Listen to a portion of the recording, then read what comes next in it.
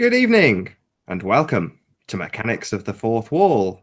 Joining myself and Antonio Subirats tonight is Rene, who fell off the spinning ball around a year ago. How you doing, Rene?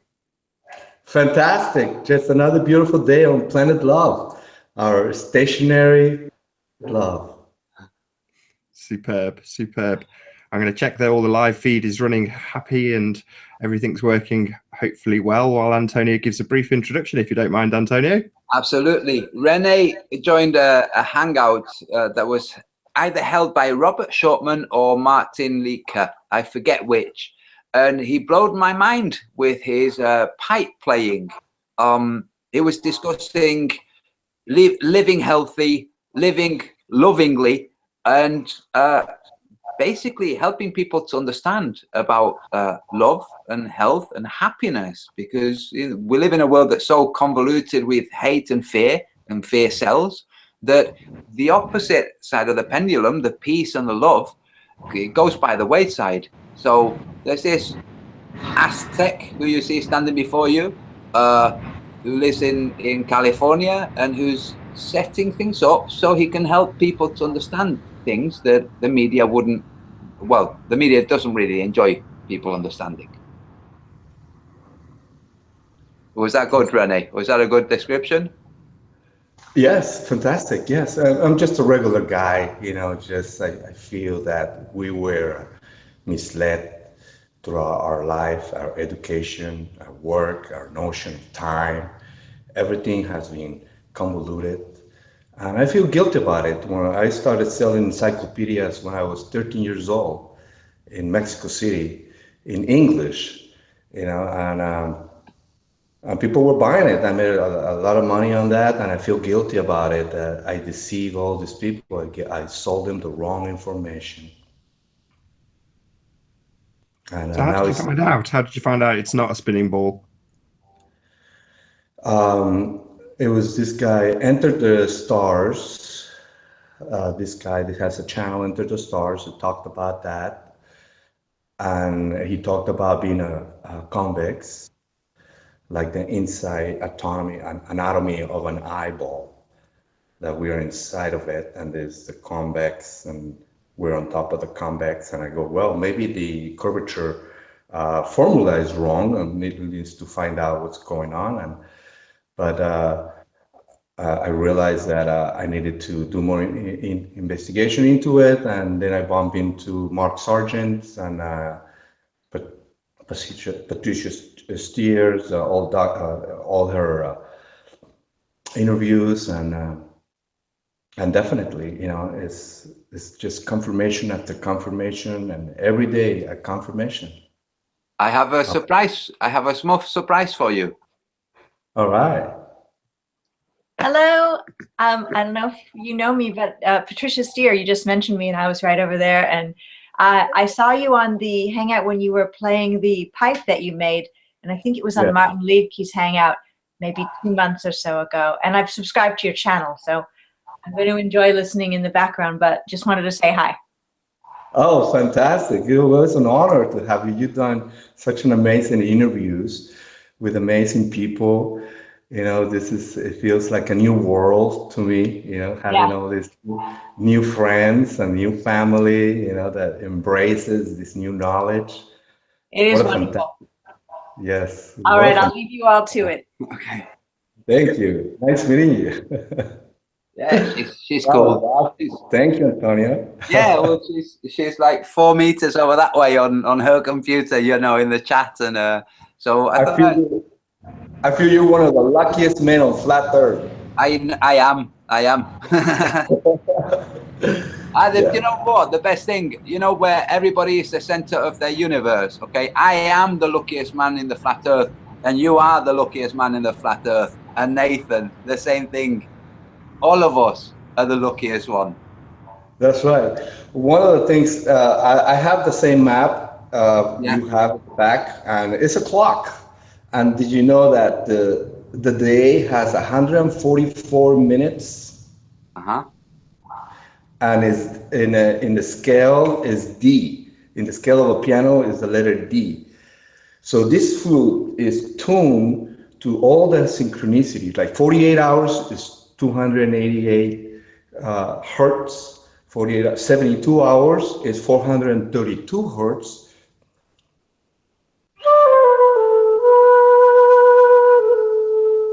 So I'm really encouraging everybody to look into these frequencies because it's reconnecting back to the sun, to the earth, and become. You're gonna have to explain what do you mean exactly. So you've given a frequency and you've said it's. I didn't catch the number. How many hertz it was? But how do you mean that is the frequency of the week or the day? Sorry, or the For 2 days? example, okay, let's put it this way: 8 cycles per second.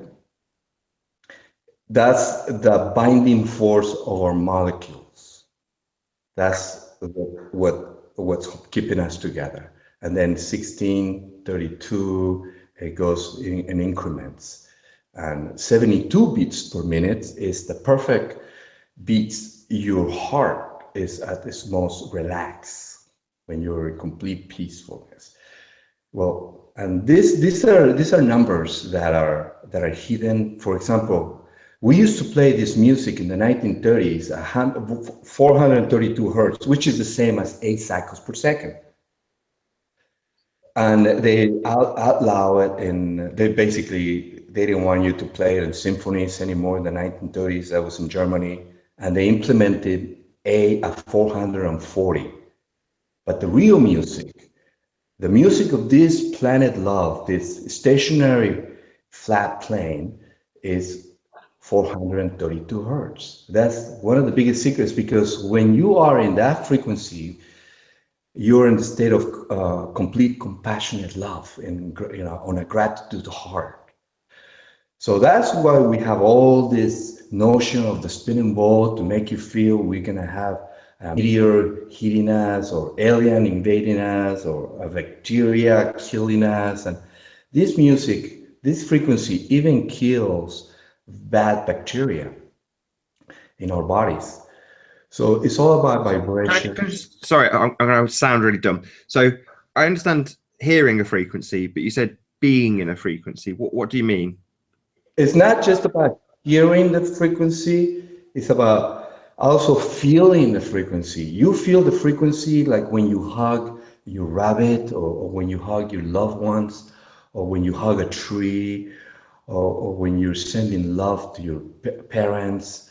And that feeling of love, of gratitude, compassionate love, that is the force that keeps us together, the force that you could use telepathy and be connected with another person.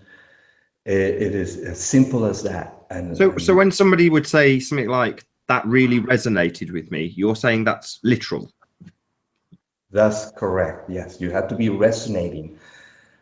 You have to keep in mind, you have to pay attention to your feelings every day. Mm-hmm. Because our feelings are always under attack. You have to pay bills, you have to be in charge of so many different things. Every day as you grow older, you got more responsibilities, and now you're getting older, now you're getting sicker. But no, there's not such a thing as all of a sudden our bodies start degrading. I believe that, like, the notion that we could live hundreds of thousands of years in a state of love. But if you're in a state of fear, you're going to start dying. There's nothing to fear. There's a lot of people that are in the closet on the flat earth because they're afraid of what other people are going to say. But you need to empower yourself. We need to help others to empower themselves to get off the spinning ball by giving them tools, what they can use with this new notion, this new findings. Thanks to the internet, we're all connected, and we're finding all these little secrets everywhere. Everybody's contributing. But we need to contribute with giving you practical ways of how to be part of this amazing world. For example, learning about the stars, learning how to use an astrolabe, when to start germinating your seeds, when to start planting, when to start harvesting. to have that knowledge. So, for example, empowering a little child, an 11-year-old boy, teaching them how to use a sundial. He could have a sundial on his wrist and be able to tell the time without an iPhone or without a clock. So this is the type of things we need to start adopting. You know, getting, for example, going to lunch. Not just taking 1 hour, why not 2 hours? You know, whatever feels better for us. And that's what I wanted to do, to teach kids, have more hands-on seminars of how to build their own saxophone, their astrolabe, how to build their own pipes, how to embrace these frequencies, how to pray. Most people pray with the wish of having something, but praying is more like having it now, being in a constant state of praying that we're already in paradise. I feel we're like the Cinderella story. Cinderella, her father died, and she didn't know that she inherited everything. And on the other hand, she was on her knees scrubbing the floors because the stepmother didn't tell her that she was the one that owned everything. That's the way I see humanity, is that we are the Cinderella story. We inherited everything and nobody told us. Yeah, you know who the wicked stepmother is as well. It's the TV. So you said earlier about living in fear, and then talked about people potentially living a very long time. And I immediately think about the TV telling you that you are going to live a certain amount of time that I don't know, at the moment they consider 70 or 65 to be old. Whereas this sort of notion is a way of getting you to live in fear without you even realizing it. Most people won't be scared of that notion. They're just totally accepting of the fact that they're getting really old at what might not be it might be a very young age for all we know. And we see when people accept this idea that you're going to live 65 or 75, when people accept this, as they go through their life, when they get to their 40s, they look at themselves and they notice aging, and they say, yeah, this is going to continue until I'm 60, and then it will have got so much worse. And then every day and every year, you look for that in the mirror, and the mirror presents it to you, because this is what you're expecting. You're stressing yourself into this vision, and the reality reflects it to you. So you have people who are in their 80s and run marathons. And I don't mean people in their 80s who look very frail and can run. I mean people in their 80s who look like gymnasts. People in their 80s that you think, how old is this person? You can't tell how old they are, because they have wisdom in their eyes, but they've got the physique of a freaking gymnast in the 30s, you know? And these are people that have just understood how to see the world differently. And by seeing it differently, it reflects differently on you. So you react with it. The way you act with it and it reacts with you is like instant communication, what Rene's saying. Definitely. And can I just say, Antonio, for 70, you look amazing. I know, don't I? And this is what I'm going to look like when I'm 70. Maybe a few more grey hairs, because I think they're going to look really cool, you know? But yeah. You know what? This is a very serious. Humanity is under attack. We are at war, a vicious war. Constant attacks on our children, more vaccinations, more chemtrails, more fluoridation in our water. We need to defend ourselves. And the way we defend ourselves is by telling the truth and not be afraid. Everybody that knows that the earth is flat, come out of the closet and help other people jump off the spinning ball. You know, this is serious. I'm going to be a grandfather in a couple months in January. And I don't think this world is ready to what I want my new generations to embrace. We need to really take a stand and prepare this world for our next generations. We're gonna destroy our world so to bring more children? No, we're gonna make it better. We're gonna prepare this world for our children with knowledge, and we're gonna throw the glove education to the garbage. That's where it belongs. And if I had to go to JPL every weekend and wake up those people, I will do that. I'm trying to wake up everybody. And my wife finally goes, okay, Renee, do whatever. Nobody can stop you. You go right ahead. At the beginning, she had a problem, but she's embracing it, and we're having flat. What was that about JPL? JPL, they're about 30 miles from my place, and I've been at their open house, and their control center where they apparently are managing all their satellites, and which is ridiculous. They call it the center of the universe. That they are at the center of the universe, the control center. But we are in the center of the universe. JPL is just a Hollywood production, props, special effects. You know what they are. But these people need jobs, and I think the best job they can have is grow a tree. The best job we could have is grow trees every day. Well, Renee, some time ago they had a film came out called The Blair Witch Project. Okay, I don't know if you heard about it. It was some years ago, and the hype for this film was amazing because it was a low budget film. Lots of people went to see it. Lots of people were disgusted because there was a lot of nausea from motion sickness. But the hype was really good. It was as if it was grassroots hype. It was very carefully planned. And we've had the same with huge blockbusters where the hype comes out and people see the advert for the film and they're like, oh my God, that's going to be so great. And what JPL do, and NASA and the media, is they do the same with the hype. They say, this meteorite is coming, and they start the hype.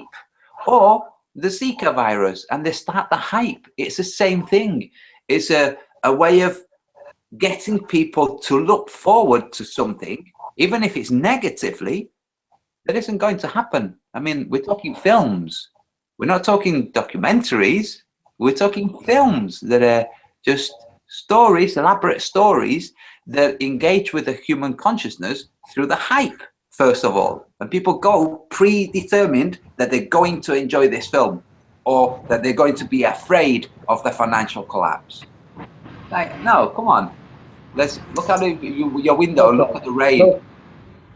I wish there was a collapse on this financial system. It's rigged, and we need to, like I said, grow our own food. And if somebody wants to play Monopoly, hey, sorry, we play that game, doesn't work.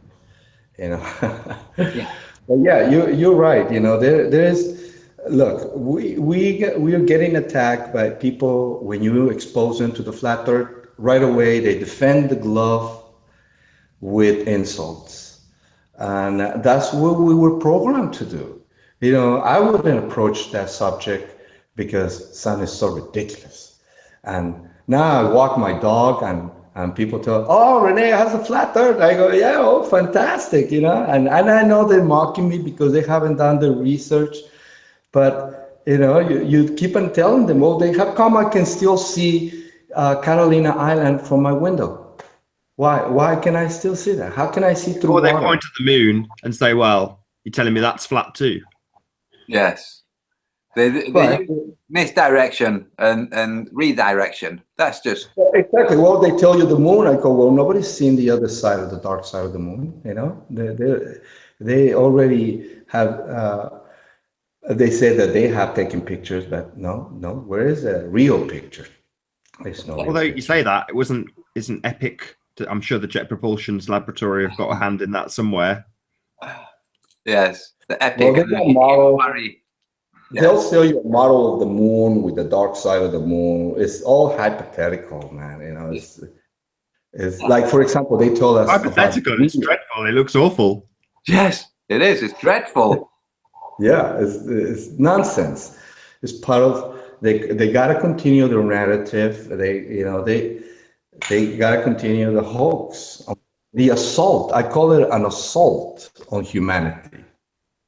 It's a complete vicious assault on our nature. It's like you walking into a group of natives and you see them that they're in complete harmony with nature, with the rivers. The rivers are pristine. There's fish. Everybody they don't fish a lot. They just and we go. We try to give them paper, and they don't understand. But they force us to all of this. We could go back to a paradise where we don't need to. We could exchange our talents. We could exchange what we produce out of a tree and begin a new world.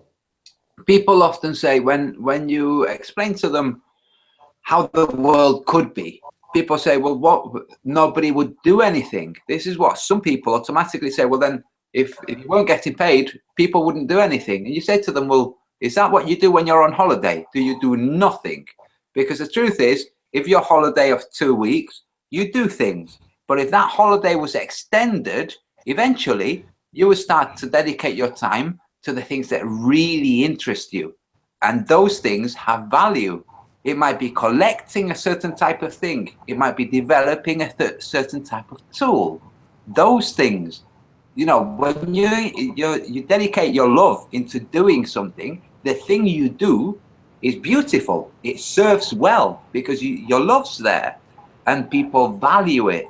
And this is what's been curtailed by the globe.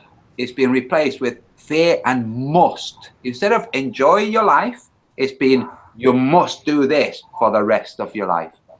It's like, wow, they've done a really clever turning off the table, with the card tricks or the cup trick.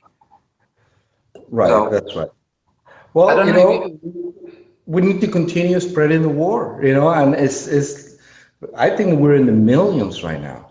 I used to promote the MMS protocol by Jim Humble. Uh-huh. I don't know if you're familiar with Jim Humble. Yeah, with the MMS protocol, yes.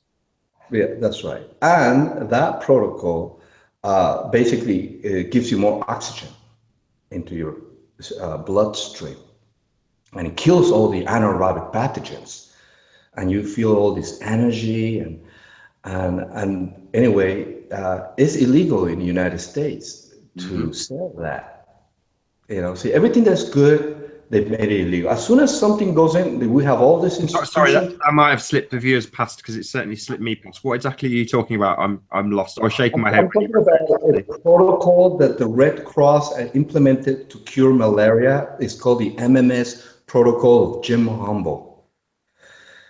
It's an alternative way of cleaning up your system by destroying the anaerobic pathogens, because anaerobic pathogens, this is an infection. We have the aerobic and the anaerobics. So it doesn't kill the good bacteria in your body. It only kills the bad bacteria. And they made it illegal, the government, the United States government. And so anything that's good for us, if you hear the government that this is not good for you, guess what? It's good for you. So that's. I say this about tobacco. The government is always saying it is no good for you. It's like, okay, find me somebody who's more than 100 years old who never smoked. I know one. Sorry about that. So my grandmother's 100 years old. She's never smoked. She doesn't drink. Devout Christian. Yeah. Yes, but she lived through the. I bet you she lived through the smog era of the coal and wood. Sure, sure. Yes. Yeah. So she will have had her own resistance, from the things. Rene, I think your camera's gone off. Oh, yeah. Oh, there we go. It's all good. It's all good. So, Rene, I have a question for you. Yes, sir. We spoke about maybe you make me a pipe. Oh, that's right. Yes. I got your email. I have several I made already. And this is for I made 12 and I just got to give it to the kids. But I have plenty. This is just PVC and really there's a cork in here. But so I've got a question then. Sorry, while you've got the flute in your hand. So you said it's 135 hertz. Is that what you said? Four. 432 hertz. Well, Sorry, this, 432 hertz. How do you actually yes. get a flute to be that frequency? Well, we have different apps that you use to tune a piano, to tune a guitar. You download that app, and then you will cut the first hole. You make the first hole. You put a cork in here, and then you cut the pipe. If it's too long, you cut a little bit as you go decreasing or increasing whatever frequency you need to be in, and it's fine tuning. But now I got a template of how to make everything the same, and it's just people downloading the tuner app and setting it to 432 hertz. If you search 432 music, it's gonna blow your mind. That's one thing. But This would be the perfect time for you to. I know there's a plane just going over you at the moment, but me and Ansel mute. If you can play something, that would be absolutely brilliant. I'll play you something. This is something that empowers me a lot, especially when if you can hum the song, you could play it.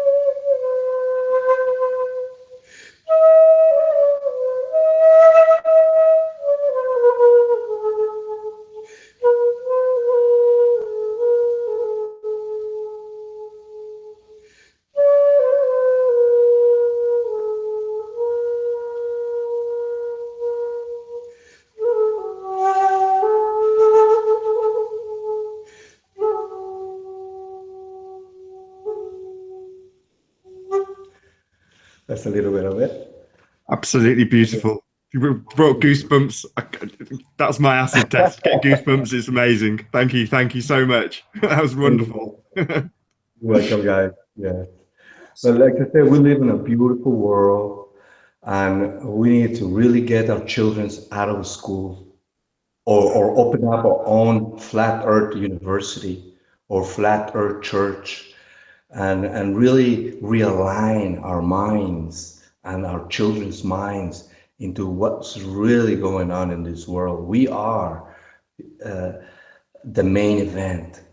We are so divine. It is undescribable how amazing we are. We are we creatures of this earth. We are here as caretakers of this world. We gotta become caretakers. Every one of us.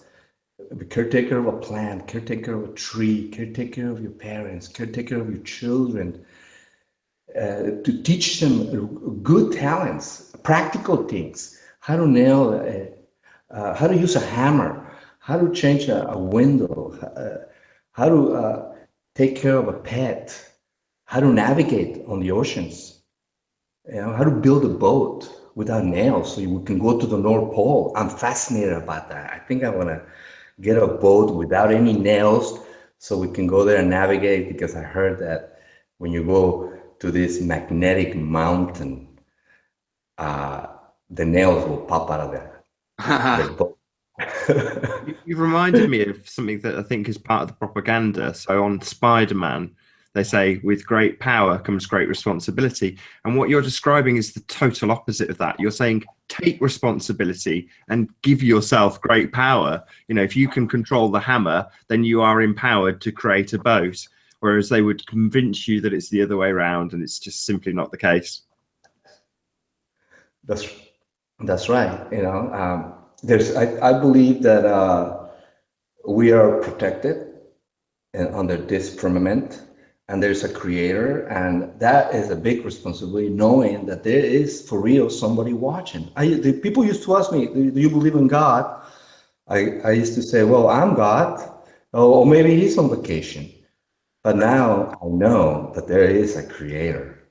Seriously, This is yeah, a one. creator. This is what I think is one of the most important things to teach children, because when children see that the Earth is flat, they very quickly figure out that it must have been made. And you can explain to them, yes, you know, they can discover as much about the creator as any adult. You know, they're going to become adults. They're going to dedicate their lifetime to whatever they do. And part of that will be asking questions of themselves. They will be adults. They will be old men and women one day, and they can engage in the whole idea of discovering. And when they see this, then they think, huh, and they start to explain to you how things might work. And when you hear it from children, you think, what degree in philosophy did you take? When From have the you been mouths of babes, as they say. That's Yeah, right. Our empirical mind will solve everything. You know, just we already have all the tools right here. But if yeah. we're under Well, fear, maybe not. I'm going to maybe put you on the spot here, Rene, because a couple of days ago, maybe 5 days ago, we had Jaron on the show, and he explained why you can only draw the conclusion that we have a creator. And I don't know, maybe you'll do it as well, Antonio. But if you can just explain why, because there's certainly people out there that just don't get this. Why there must be a creator? Well, because when you see that something has a design and a series of forces to engage in the dynamics to bring that design about, be it how a mushroom grows, or a tree, or a mountain, or how the oceans flow, or how hydrogen bonds to oxygen to become water, that these things are there. When you see this, the only conclusion is they're there because they've been put there.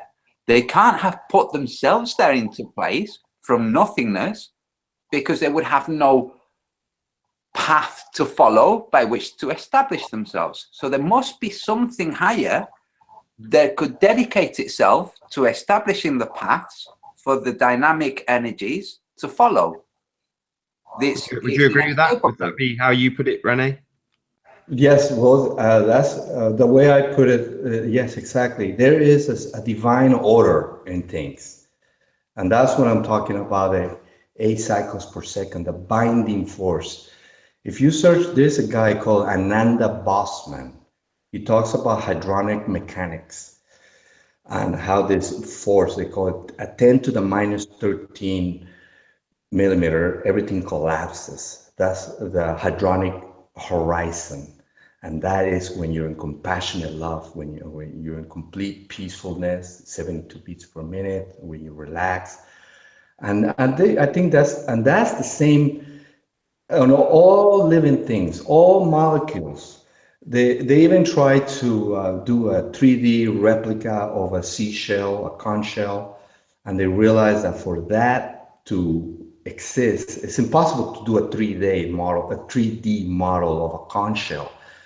How complicated it is. In order for that to become a reality, a conch shell, just a conch shell, it has to be, even the guy that talked about this won a Nobel Prize, the guy that says that biological beings, anything that's alive, has to function in 6 different timelines. So we're like multi-dimensional. There's different timelines overlapping at the same time to make it happen for us to interact, for plants, for everything. There is this like a web, like a net that is all, it embraces every living So thing. is that like when somebody says it's like a world of possibilities?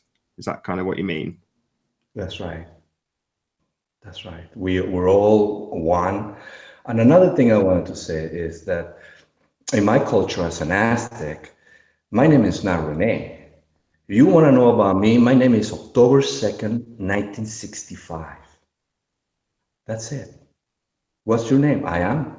Oh, I am 10/2nd, 1965. You could go to an astrology chart. I know everything about me by the letter. Like if when I read my astrology, oh wow, they're right on the money. Well, I guess I'm not crazy because it's a confirmation that the stars are us. So the whole system, they try to tell us that this star is the closest star, Proxima Centauri, is 4 light years away and it's traveling that way, and that one is 2 billion light years away. Is a bunch of bullshit because they're trying to disconnect us from what we are in this enclosed world with the fixed stars rotate at 1 degree per hour, and it's telling us the history about us, everything about us. No, if I ask you your birthday exactly and the hour, I'll know everything about you, Antonio. Mm-hmm. And that's how you treat people.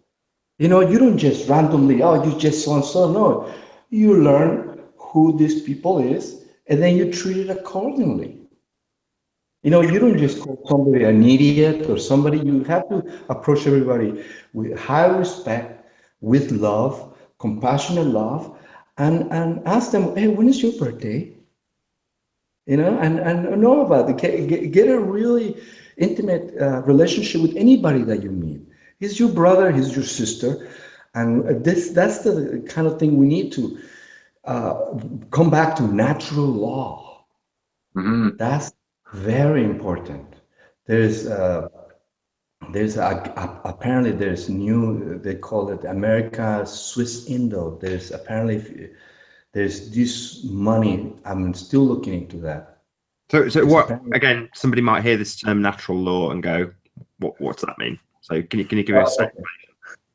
Natural law is that you're not supposed to even have a name. Your birthday. That's it. This is a baby comes out, and it's just your son, your daughter. You want to give him a name, and if it was born today, so we give him that date for everybody to honor that baby and respect him. You want to give him a nickname. Oh, there was a bird. When he shows up, we're going to call her Birdie. That's all right. But the most important number is that person is a natural being from this world. It doesn't belong to anybody. Doesn't belong to the state, nor the church, or anybody. This is a pure being that has a soul, has an intellect, and is ready to be walk this earth and grow his own food, eat. Doesn't need to be taxed or for anything. It's just a person, a natural person. So we have That's what I believe. we have the natural law, which is you can look at nature and look at what the laws are, and then you can look at yourselves and look at what your laws could be. But we have superimposed the laws of the legal contract world, where things are owned and agreed based on a belief in credit. It's fear. It is. It's fear is manipulation. Look, if we were born with wings, nobody's going to ask us for taxes. Somebody's coming to us, hey, where are your taxes? Hey, you know what? I'm taking off. Yeah. There's the system that is interfering with our natural being of being in this world, that we already live on top of a technology that we put any seed and we get a mango tree, a papaya tree, nut trees. And that's the natural law. The natural laws is to be part of this domain, to learn how to know where the stars is. Oh, that's my grandmother's star. Or this is, it's time for start planting, to know exactly. In my country, my grandma didn't know she never owned a watch. She knew how to tell when it's going to rain, what time is it, and when to go to bed, when to wake up. And that's not to, once you start getting an alarm clock and the rat race, you play the Monopoly game. I play the Monopoly game, I'm ready to give it up. Well, you've both touched on this now a couple of times, and it's really poignant when Antonio put it as the credit system. But yeah, you're spot on. But the engagement with money is in essence our biggest control system, because the people who run the world control the money, and ultimately it's the thing that keeps us engaged the most. We've extrapolated it out a little bit to taxes, and you can extrapolate it out indefinitely. But that's ultimately the main form of control. Our slavedom, if that's the right word, to money, and our absolute necessity to have it, to most of the time fill our lives with things like watches and iPhones and the things that we're told we need in order to communicate. I mean, I know that occasionally on these chats we get into whether or not things like iPhones and even the communication tool that we're using right now brings us closer together, or whether or not we have an innate ability to communicate regardless of this technology. Now, I know it's maybe not a debate that you want to get into, but it's an interesting subject when we talk about togetherness and community. That's right. You know what? We could have all this technology without having to pay a single dime. And we could have everything that we could all get together as brothers and sisters and start sharing our knowledge. If let's say if I'm working at the power plant, hey, I know how to run it. I'm growing my own garden. I don't need to get paid to keep the lights on. Mm-hmm. There is a way when that's why it's so urgent to start helping people jump off the spinning ball, because you might get a pilot that say, hey, I'm not going to chemtrail the skies anymore. Or you might get a soldier, hey, I'm not going to press this button to destroy that village. Or you might get a drone operator that says, hey, you know what, I'm not going to bomb that wedding. No, Obama, fuck you. Yeah, this is exactly it. When people say, what does it matter? And when you know that the place is created and you put it as being watched. Now, I maybe don't necessarily agree with that, especially when you talk about things like vibrations, because Antonio will often describe things like thunder or electricity, as being one of the forces of God or one of the gods. And I kind of, that resonates with me, especially when you talk about vibration. It's a similar sort of idea. So it's one of those, when you say, is vibration and sound watching me? Well, no, but it's an absolute integral part of what we are and how we function. Yeah, but like if you say, instead of is electricity watching me or is sound watching me, if instead you tweak the question to, does my consciousness have a sound, or does my consciousness have electricity? Then you start to think, wait a second, I don't even know what my consciousness is. So I do know that, but that both are true. Yes. So this is the thing: sound and electricity are true, and so is consciousness. So if we can't really describe the qualities of consciousness other than the experiential side, we don't know where it comes from or where it goes, and what vehicle, what avenue, what process it follows to go or come back or exist in the first place. We don't know this. Neuroscientists don't know this. Psychologists don't know this. Nobody knows this. You have people who have really good guesses that feel right, but they don't know those qualities. They only know that they have consciousness. So when we externalize it and say sound, external, lightning, electricity, external, then yeah, and this is for when you're describing external things, like if you're trying to describe the creator. But if you, instead of trying to describe the creator as something external, you try to describe it as similar to the qualities that your consciousness has, then you end up describing something ineffable that you can't quite describe. And maybe it's because it's the same thing or has the same qualities. Unless you're told to anthropomorphize this idea, and then you end up with a man with a beard. Yeah. Anyway, there is this frequency C at 513, which is ABC, is 432, then B, then C at 513. They discovered that when you play C at 513, which is right here on the flute too, you will start seeing in a Tetra dish under a microscope microscopic fractal life appearing out of nothing. Yeah. So that is amazing how this sacred. Can you hit that note? Can you play that note? Yes.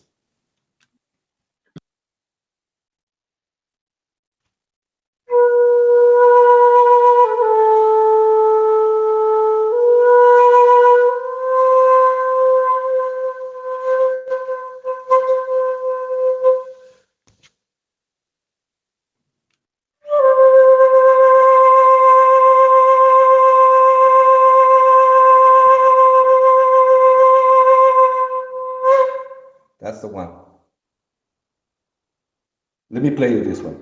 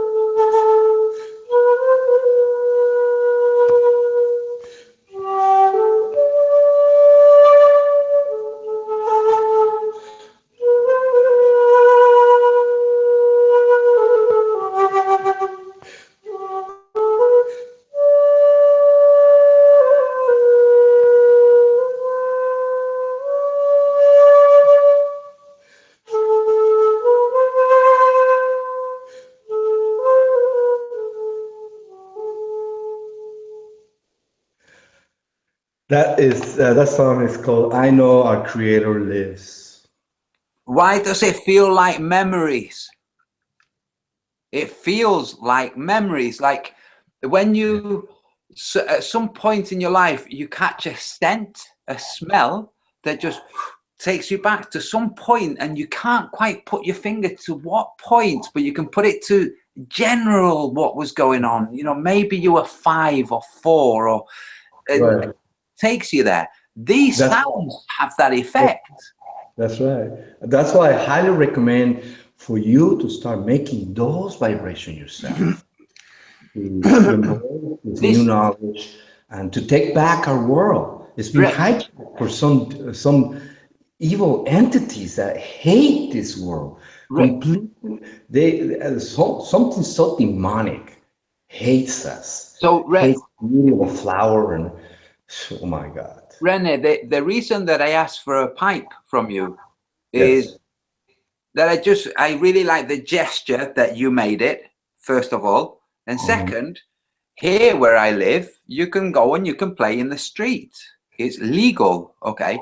And I think if I play in the street, okay, people will stop and people will walk away. When they walk away, they will walk away a little bit changed. And this is why I want it. I don't want it to just have it on the shelf. I want it to go to have an effect on people. If you're over here in California, come to my house, and we could have private lessons for you. Yeah, you could stay here. It's going to happen sooner or later. It really is going to happen. I'm looking forward to it. I would love to have you here visiting Los Angeles. Yeah, I'm looking forward to it. I don't know when. Maybe on that note, Rene, maybe a lot of people, including myself, won't know a great deal about you. Maybe you could give us a few details. I don't know how long you've got, by the way, but if you can tell us a bit about yourself and how you've, come to be so enlightened. I asked you earlier a little bit about how you came to Flat Earth, but just give us a bit of detail about yourself. Well, yeah, if you Google my birthday, 10/2, 1965, and see my astrology chart, it's right on. It says that I'm a truth seeker, and that's part of my nature. And also, well, I'll tell you, I grew up with both of my grandmothers. One was very spiritual and one was very scientific. So I got both parts of nature, ground myself, and the fantasy world of materialism. So I'm always going back. The only thing that worked was what my grandmother told me in the natural world. That basic, always teaching me new talent, learning how to paint, learning how to put a brick,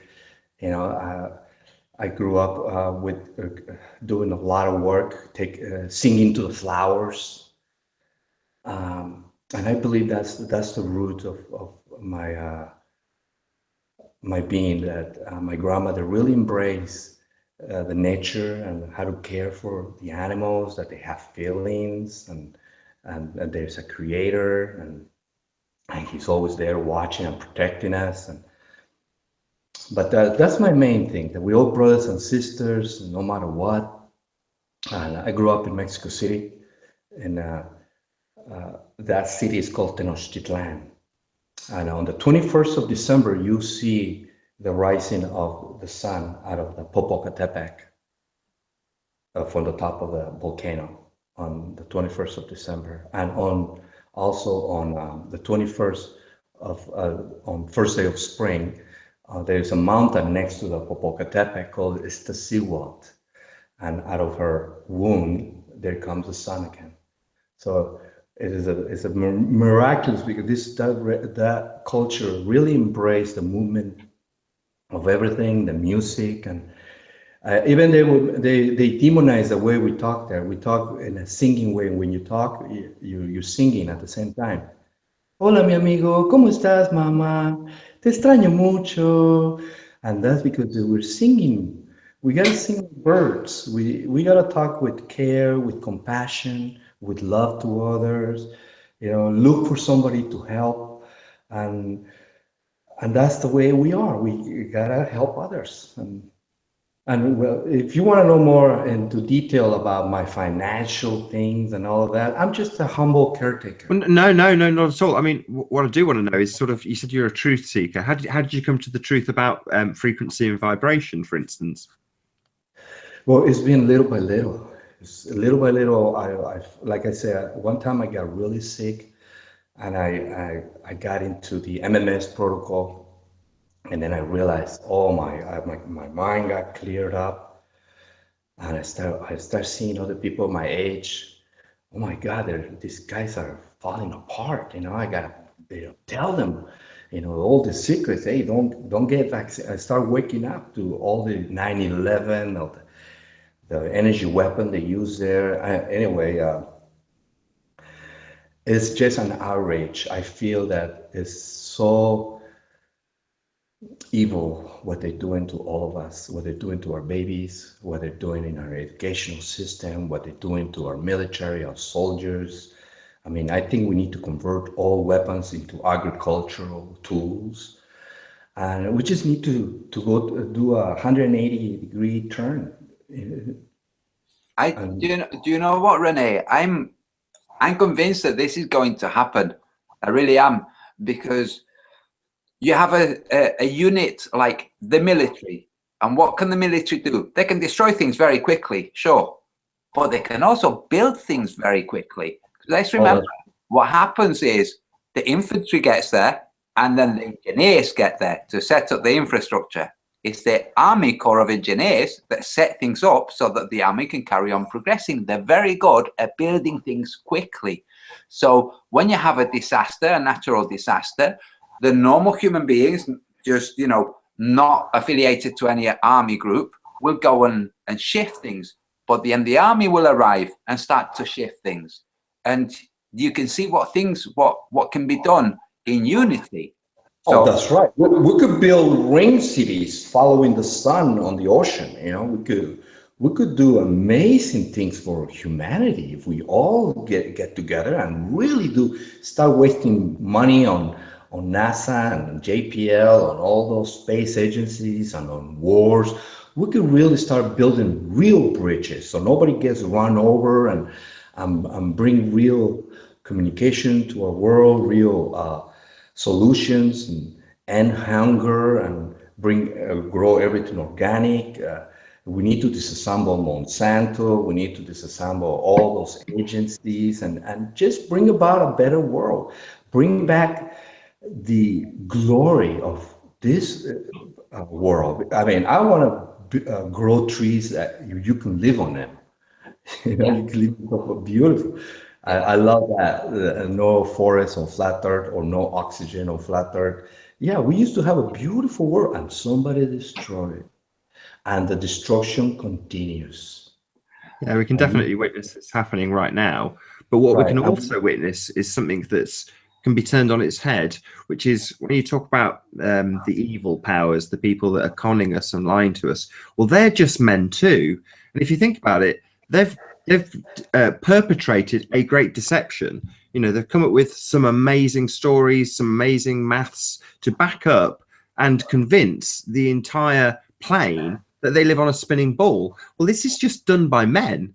Well, we're just men. We can achieve great things. They don't have to be evil. They don't have to be deceptive. So we can do similar things that will work towards good, will work towards things being more positive and beneficial to all. So we can look to the people that have deceived us and say, well, look what they've achieved and they're on the path to horribleness. We're on the path to good. I'm sure we'll do better. Do you know, with the infantile mind, as people start to look into the dark conspiracies, okay, is usually it's accompanied by a kind of infantile mentality, which is, why doesn't somebody fix this? Sorry, just explain, Antonio, what the dark conspiracies are. I know you know and I know, and probably Rene knows. Yeah, so chemtrails, fluoride, toxic food, toxic medicine, all kinds of, and that's just things that are in your environment. Then there are actions that are toxic, not just the people doing the putting in on the fluoride or the chemtrailing.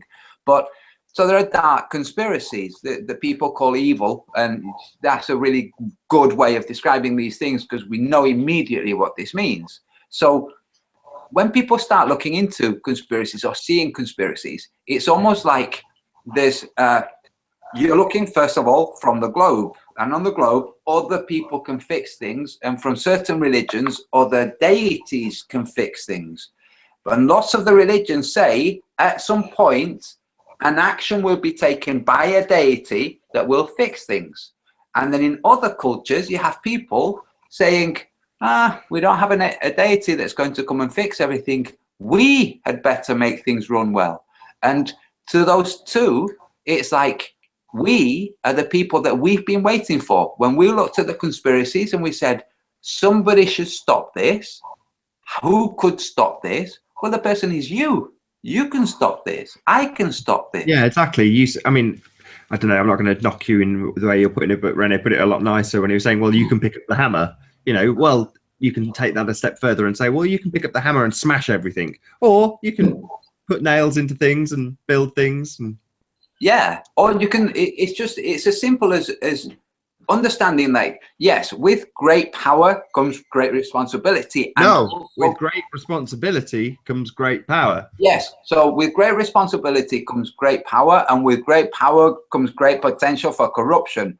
Much better to have a little bit of power, a little bit of responsibility, and everybody share this. This is how the bridges that are made out of spun grass. No, damn it. I want lightning coming out of my fingers. No, but the truth is, these grass bridges that you have in South America and in East Asia, you have these grass bridges, okay? They're built by a load of people, all of which are just doing a small portion, singing, chatting, and then the people who are very skilled, yeah. So you don't have to think of some entity coming and imposing something as an external thing. If an entity is going to impose something, it's going to use whatever mechanisms it wants, whatever vehicles it wants, and that might be you. It might be you. It might be as simple as you telling your neighbor who has a cough, hey, have you heard about colloidal silver? Here, I've made some for you. Or something else, and stop selling stuff. No more promotion. Okay, no, but just a small action, like Rene has mentioned MMS. Okay, if anybody in the chat doesn't go and look up MMS, which has been prompted by Rene mentioning it, so Rene has just had an impact. People will go look up MMS. Some people will go and engage with it. Some people will find that their crystal clear thinking that they think they have now will become real crystal clear thinking after the MMS protocol. So it's as simple sometimes as just voicing things, because let's face it, sounds create things, and you can create action in other people. This is how the media works. Nick from Phuket World gave a really nice example, because there's that statue of Buddha. He said that people will come along and lay a tile, but the guy who's orchestrated that is obviously really pleased with himself, but he's one man that's sort of brought together the people, and something has manifested. But in literal terms, people have physically done stuff for that to be manifested. There's a temple in Kashmir where people every single day, every meal, so lunch and the main meals of the day are completely free to everyone who lives in that locality. Everybody eats for free. And what people do is they donate. You might take a handful of rice, or you might take a bag of rice. Everything is donated. Now, in this temple, all the cooking is done for free, all the cleaning is done for free. The food is going to be beautiful because it's been made with such intent. Everybody, the businessman, the pauper, everybody can enjoy these meals for free continuously. It goes on continuously. There's no taxes, there's no payment, there's nothing in terms of what's required of you. You can eat and go and not clean your dish if you want, okay? And this thing works. Now, part of the reason this thing works is that they have a scroll that has some scripture in it that nobody can read, that lives there. It lives in a little gazebo there, and they move it and they put it in the center at lunchtime, and everybody eats, wondering what's written in there. Now, this is a brilliant magic trick, because that scroll, it doesn't matter what it says. The point of whoever thought of this scroll was to have this situation where people feed each other for free. It's brilliant. You can do magic tricks. You don't even understand the magic tricks, like smiling at someone and cheering that person up, or giving them a hug, and it's nothing to you, but you don't know the impact that it has. So, I can see you smiling away there, Rennie. Anyway, well, that's why it's imperative that we help as many people as possible, because what does the spinning ball is doing to them? They're not connected to the spinning ball. They know that. They're not. I mean, I used to be a globaler, thinking, oh wow, if I take off, if I ever go to the moon, I will have to compensate because the Earth is also moving, so I have to follow the Earth. It's mind-boggling. What a nonsense they put us into. So we need to really reconnect and teach people, listen, that spinning ball's not going to take you anywhere. You're not going to go to another planet. Let's take care of this planet first. Let's become brothers and sisters again. Let's bring our communities back together and stop the nonsense. That political circus of the democracy and Republicans is all a big game, and we need to ignore all of that and concentrate on real issues of when we're going to start growing.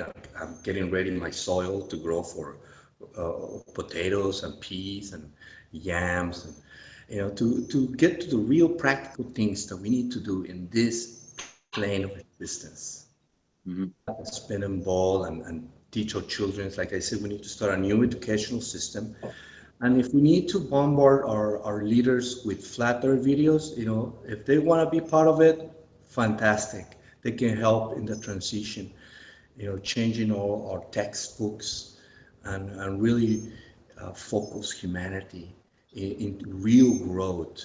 And the goal is to bring some type of avatar type of world here. We all understand and talk to animals. Do they have a conscious? And define our world of what we really are here for, and know that there is a creator. We did not come from the chimps, and to really make everybody feel special and empower them. That's the word. We need to empower every single human being. When you see a drunk person, tell them, hey, no, brother, come here. Let me get you back in track. Let me teach you how to. Let's eat some fruit. Let me hydrate you with real potato, with real fruit. Let's get you back on track. Let's clean you up.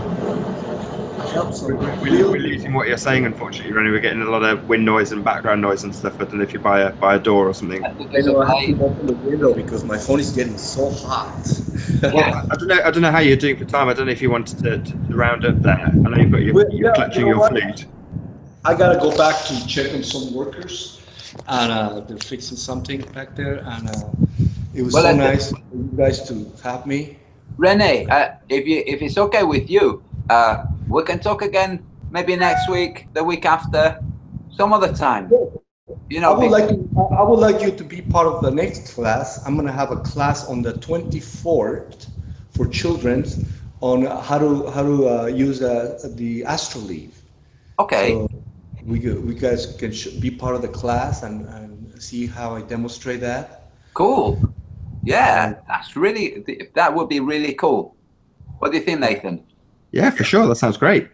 Is there any chance before you do go that you can play for us just one last time? I don't know if you can close your window. I know it's probably really hot in there, but if me and Antonio will mute.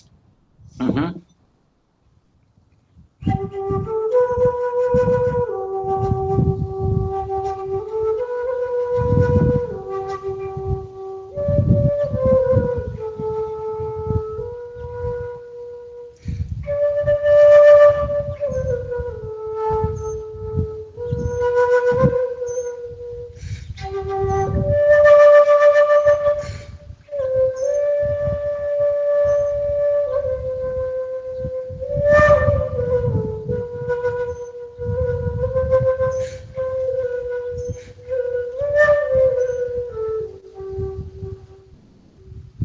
One more. This is when I think about my mother. Here, this one.